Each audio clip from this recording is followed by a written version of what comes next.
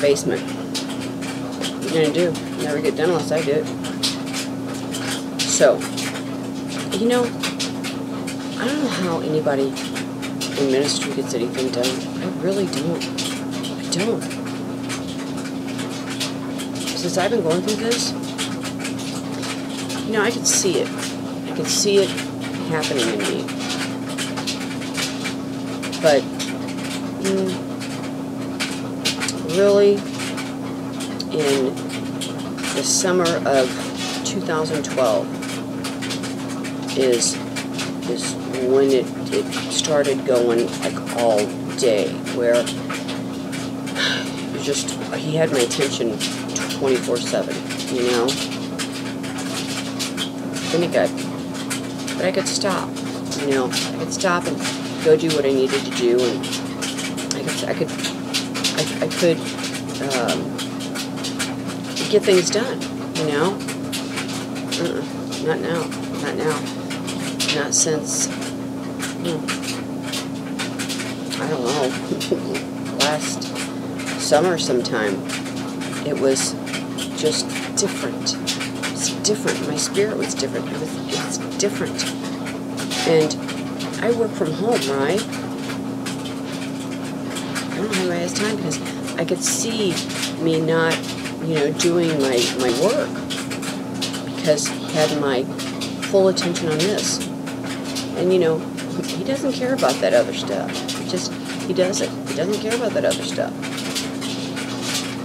But I don't know how people do it, because he does. When he calls you, he takes over your life. He takes over your life. Never in a gazillion years did I think I'd ever do this. Never, ever, ever.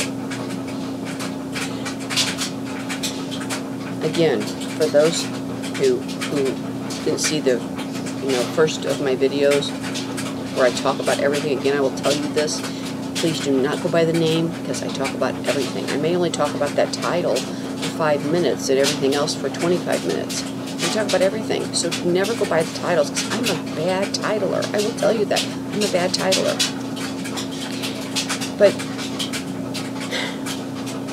when he started to get my full attention, and I knew it, because I knew what he was showing me every day. That, you know, I'd be like, oh my God, what a coincidence, or what, you know, I knew it wasn't.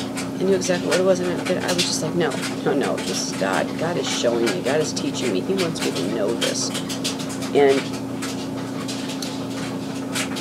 for you know, from, again, I've been on this journey for a while. But when I got to the point where he was, I knew he was saying, hey little girl, well not little girl, but I mean, you know, hey daughter. I knew he was having me do something for him. You know, I knew he was speaking to me. I knew he was.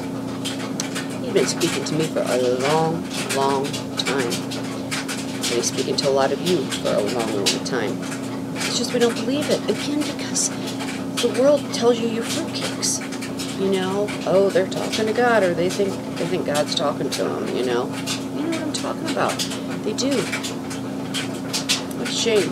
What a shame. What a shame. And what a shame that we allow that to dictate, you know, so much of our life. Or not now, but then. Think of all that time we wasted worrying about what other people think. What other people think. Shame. You know, we had faith, but we didn't trust in God. Because if we did, we just said, I don't care what you say. Put me away, do whatever, because he's going to get me out. But see, we keep our mouth shut. Well, really, it's not even so much keeping our mouth shut. We keep our mind closed. We keep our ears closed. And we think it's just that we get these great ideas. We get this great wisdom. We get this great knowledge. remember writing letters, or just emails to people, friends, that, advice. Okay, advice. Everybody always comes to me for advice for years and years and years. Now looking back, I know where that advice came from. What knew? It had to be him. Because I would come out with stuff and I'd go, I didn't even know I knew that. A long time. It was him. And I would talk to people and tell them, oh God, no. God, blah, blah, blah, blah. And tell them, oh no. Trust me, God's going to use you. Like it would just come out. But I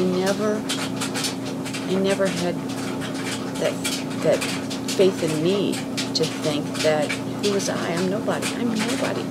That he would do that. Because society, tells you you're crazy. And you get to a point where you're just like, well, I'm crazy if I don't do this, okay? Because you are. And there's a time where you just can't ignore it. It doesn't matter. All bets are off. It doesn't matter. You don't even care what anybody thinks because you couldn't stop it if you wanted to. You can't ignore it if you wanted to because it's right in front of you. Those divine, heavenly breadcrumbs. They follow. We all follow them. We all do. You can say you know what you do. We all follow these breadcrumbs. Now, what you do with them is one thing. It is. But I chose not to ignore them. I followed them. I listened to them. I watched. What are these? Where am I going? Where am I leaving? And it was just placed upon my spirit. I'm telling you, it just was placed upon my spirit. It's teaching me every day. Then, I was like, I've been hearing from him for a long time. I just didn't write it down. Because I thought it was just my ideas. But actually, I did write down. I have those little, memo books. Like a journal book, from the dollar store, like $1, those black and white ones. Oh, you should see all the stuff I have written in there throughout these past 9 years. Well, even before that, but really in the past 9 years, all kinds of stuff. I just thought I had great ideas. I had great ideas. I was talking to him. I just didn't know it. Shame on me. But good thing that I recognize it. And so last year when I knew I was hearing from him, I knew what it was, and I didn't care. I didn't care what anybody thought because I knew it was him, and I knew I had to listen. But it's full time. I mean, it's you don't get anything done because he's front and center all the time. It's in your mind all the time. Everything's all the time. How do you get anything done? I should have had all of this done. No. Because there's these people who, they just don't see it. They don't see it. I'm so sorry for them. I'm so sorry for them.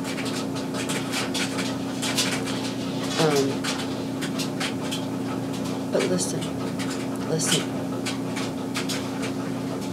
If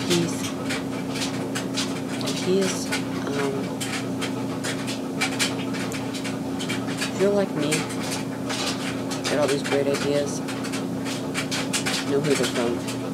Listen, write them. You'd be amazed what happens when you start writing, when you start hearing. You just, boom.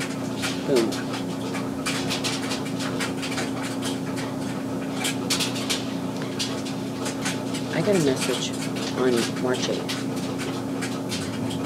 Pretty long one. A good one.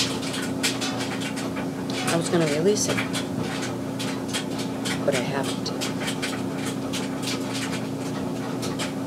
Because I'm not supposed to. Normally I just would have released it. But I've been holding it. And I was told to hold it. 3 other ones messages too. Not released. Holding pattern. We all have them. We're all holding them. Can't release them. I don't know why. I don't know why. But they're all the same kind of message. They're all the same kind of message. If you only knew what's running in the back burner and the confirmation. When I say it just about knocks me down, it really just about knocks me down. Because I can't believe it. I haven't told anybody, you know? I didn't tell anybody. I didn't talk to anybody about it. And then when I find out what they have, I'm like, how's that possible? How is that possible? That's what I have. And that's what's going on. That's what's going on.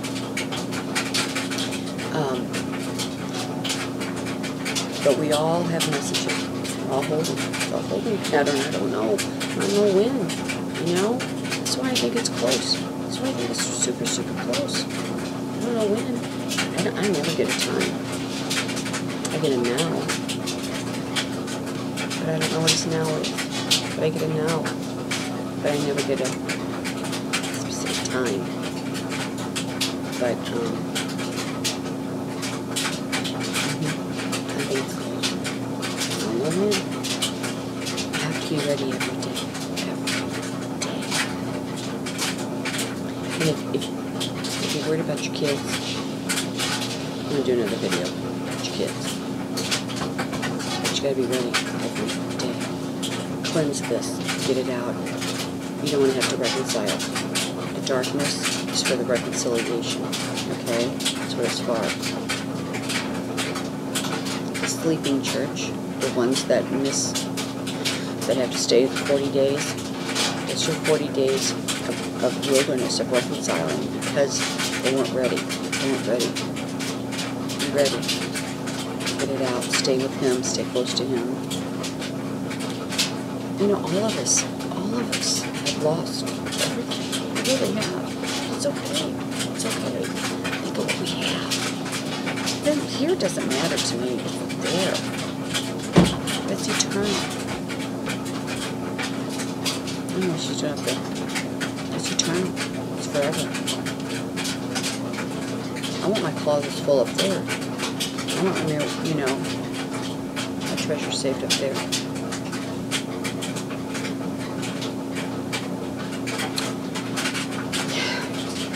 I'll do another one. See you in a bit. Gotta change the laundry over.